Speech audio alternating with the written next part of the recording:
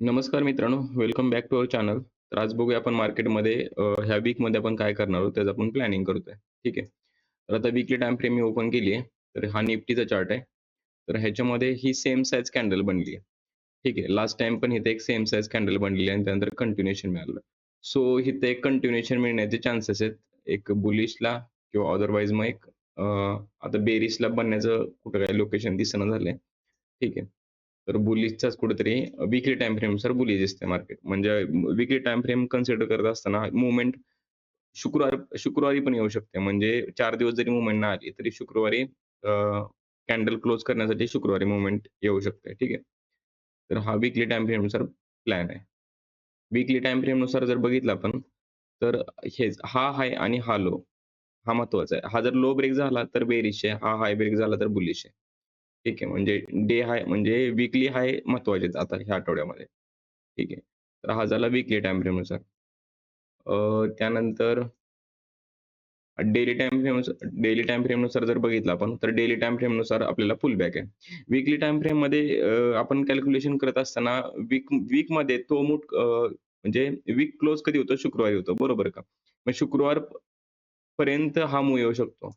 Weekly time फ्रेमनुसार calculate करत असताना लगेच उद्या तोच मूव्ह कन्सिडर होईल असं होत नाही. सो त्याला त्याला पूर्ण 4 दिवस जाऊन द्यायचे असतात. ठीक आहे. तर हा डेली टाईम फ्रेमनुसार जर बघितला आपण, तर हे डेली टाईम फ्रेमनुसार मला एक पुल बॅक दिसतोय. जो की हा पुल बॅक इकडपर्यंत आला पाहिजे. ठीक आहे. तर मग हा पुल बॅक आपण किंवा मग गॅप अप जर ओपन झालं, तर मग प्लॅन वेगळा करू. कारण गॅप अप जर ओपन झालं, तर हा कंटिन्यू होईल कदाचित. ठीक आहे. बुलिशनेस कंटिन्यू होईल. कारण वीकली हायच्या वरती निघाला तर बुलिश आहे. ठीक आहे. तर हा झाला डेली टाईम फ्रेमनुसार प्लॅन. तर लास्ट अवरला काय सीन झालाय, लास्ट लास्ट अवरला जर बघितलं आपण, तर हे सेलिंग झाले लास्ट अवरला. ठीक आहे. तर ह्याच्यामध्ये लास्ट अवरला सेलिंग झाल्यामुळं, तर हे बेरिशनेस दिसतंय ह्याच्यामध्ये. आपल्याला बुलिशनेस दिसेना झालाय.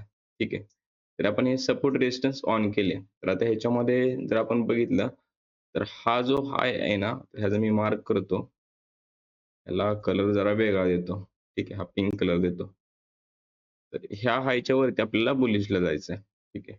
आता शुक्रवारी बऱ्यापैकी मार्केटने काय केलं, तर हे टाईम स्पेंड केलं किंवा ऑप्शन म्हणजे बऱ्यापैकी व्होलाटाईल केलं मार्केट. पण डिरेक्शनल मूव्हच नव्हता. कारण इथे सपोर्ट पण तेवढेच होते. ठीक आहे. तर ज्यावेळेस आपला पहिला ट्रेड कुठला होता माहिती आहे का? पहिला ट्रेड आपण जो शुक्रवारी घेतला, तो हा बुलिशचा ट्रेड होता. बुलिश स्कॅल्प होता. आपण जास्त वेळ होल्ड नाही केला. साधारण आपण इथंच स्क्वेअर ऑफ केली पोझिशन. साधारण 10-15 पॉइंटमध्ये इथे एक पोझिशन स्क्वेअर ऑफ केली. त्यानंतर ह्या सेल ऑफचा ही एक कॅन्डल कॅप्चर केली आपण. ठीक आहे. आपला प्लॅन काय होता, की ही कॅन्डल जर इथं क्लोज मिळाली, तर आपण ट्रेड होल्ड करणार होतो. पण ही इमिडिएट कॅन्डल इथंच क्लोज झाली, सो आपण इथं स्क्वेअर ऑफ केली. पण आपण इथे एक ट्रॅप झालो. म्हणजे 2 ट्रेड आपले प्लस गेले. म्हणजे हा एक ट्रेड प्लस गेला, हा एक ट्रेड प्लस गेला. ठीक आहे. पण हा ट्रेड आपला निगेटिव्ह गेला. ज्यावेळेस ही कॅन्डल इथं क्लोज होत होती, ॲडव्हान्स एंट्री टाकली मी आणि त्यानंतर ही कॅन्डल अगदी वरती क्लोज झाली. सो आपण इथं पोझिशन एस-एल घेतला. एस-एल तो छोटा होता, एवढा काही विषय नव्हता. पण साधारण हा तिसरा ट्रेड आपला निगेटिव्ह गेला. सो आपलं इथं 2 ट्रेडचं पॉझिटिव्ह होत असताना एका एका ट्रेडला आपलं 50% त्यातलं निघून गेलं. सो 2 ट्रेड पॉझिटिव्ह आणि 1 ट्रेड निगेटिव्ह बसला. सो इथे 50% निघून गेलं. ह्या एवढ्या स्कॅल्पमध्ये. बाकी दिवसभर तिथून पुढे कोणता काही ट्रेड नव्हता. म्हणजे प्लॅन होता, पण हे बऱ्यापैकी ते ट्रॅपच करत होतं. सो आपण इथं कोणताही ट्रेड घेतलेला नाही. 3 ट्रेड होते. 2 ट्रेड पॉझिटिव्ह, 1 ट्रेड निगेटिव्ह. ठीक आहे. आता उद्या काय प्लॅन करूया? उद्यासाठी क्लिअर कट डिरेक्शन दिसत नाही. जर समजा ओपनिंगच फ्लॅट झालं आणि कंटिन्यू ह्याच्या खाली जर क्लोज मिळालं, तर आपण हा सेलचं कॅप्चर करू. एक ठीक आहे. हा सेलचं कॅप्चर करू ओपनिंगला जर कंटिन्यू जर झालं तर. ठीक आहे. हा पहिला प्लॅन आहे. बुलिशला मला उद्या लगेच बुलिशला काही दिसेना झालंय, कारण बुलिशला जर ह्याला जायचं असतं ना, तर मग हा कधी एवढा ट्रॅप करायची गरज नव्हती. आणि लास्ट अवर क्लोजिंग जी होती ना, लास्ट अवर ज्या कॅन्डल आहेत ना, तर त्या पण निगेटिव्ह आहेत. सो लगेच इमिडिएट बुलिशला काही दिसत नाही. आणि तिथे जर आपण बघितलं हे स्ट्रेच मूव्ह आहे. स्ट्रेच मूव्ह जो असतो ना, तो बऱ्यापैकी ते पुन्हा ते सेलला आणतात. ठीक आहे. म्हणजे बाहेरचं जे काही बुलिशनेस ॲक्टिव्ह झालेला असतो ना, तो इरेज होऊन जातो. तर उद्यासाठी हा सिंपल प्लॅन आहे. सपोर्ट रेझिस्टन्स चांगल्या पद्धतीने वर्क करतील उद्यासुद्धा. हा हा फक्त एक्स्ट्रा सपोर्ट आपण रेझिस्टन्स आपण ॲड केला. त्याचा कलर जरा डार्क करू. ठीक आहे. तर हा नको.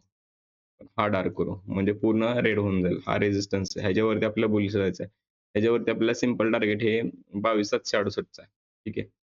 तर मी लास्ट टाईममध्ये पण एक्सप्लेन केलेलं, की इथं जसं कॅन्डल बनलेत ना, सेम कॅन्डल ह्या एरियामध्ये पण बनणार आहेत, ज्या की बनल्या. हे रिव्हर्स म्हणजे रिव्हर्स चार्ट ट्रेडिंग म्हणतो आपण त्याला. ठीक आहे. तर असा आहे उद्याचा प्लॅन. जर व्हिडिओ आवडत असतील तर लाईक, शेअर, सबस्क्राईब करा आणि काय विषय असेल तर कमेंटमध्ये सांगा. ठीक आहे. थँक